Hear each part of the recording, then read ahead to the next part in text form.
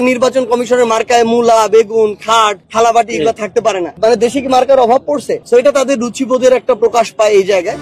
নির্বাচন কমিশনের প্রতীক তালিকায় মূলা, বেগুনের মতো হাস্যকর প্রতীক কেন রাখা হলো? এটা কি নির্বাচনের মর্যাদাকে কৌতুক বানানোর নতুন কৌশল? দেশে কি প্রতীকের অভাব পড়েছে?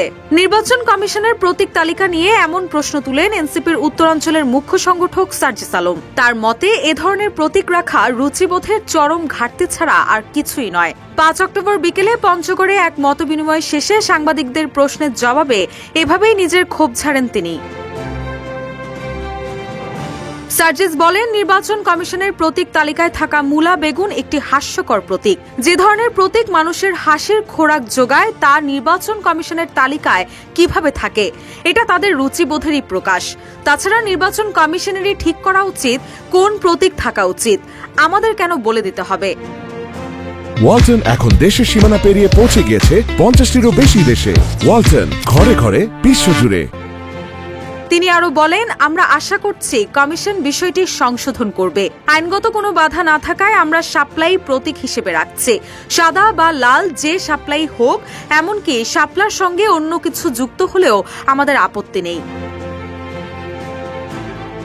এই সময় সার্জিস অভিযোগ করে বলেন, নির্বাচন কমিশন এখন স্বেচ্ছাচারিতায় লিপ্ত হয়েছে এবং কারো প্রভাবে ক্ষমতার অপব্যবহার করছে। আমরা তা মেনে নেব না। প্রয়োজনে রাজনৈতিকভাবেই মোকাবেলা করব। আগামী নির্বাচনে শাপলা প্রতীক নিয়েই অংশ নেব বলে হুঁশিয়ারি দেন তিনি।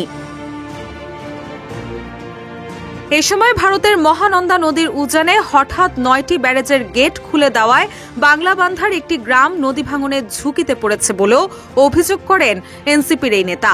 তিনি বলেন, ভারত যদি প্রতিবেশী রাষ্ট্র হিসেবে থাকতে চায় তাহলে তাদের আচরণও হতে হবে প্রতিবেশীদের মতো। মন চাইলে গেট খুলে দেওয়া বা আটকে রাখা বন্ধ করতে হবে। না হলে বাংলাদেশে ভারত বিরোধী মনোভাব আরও বাড়বে, যা দুই দেশের সম্পর্কের জন্য শুভ নয়।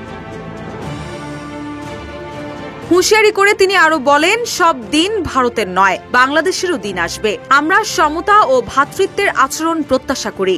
যতদিন শেখ হাসিনাকে বাংলাদেশে ফিরিয়ে না দেওয়া হবে ততদিন তারা বাংলাদেশের মানুষের কাছ থেকে প্রত্যাশিত সাড়া পাবে না।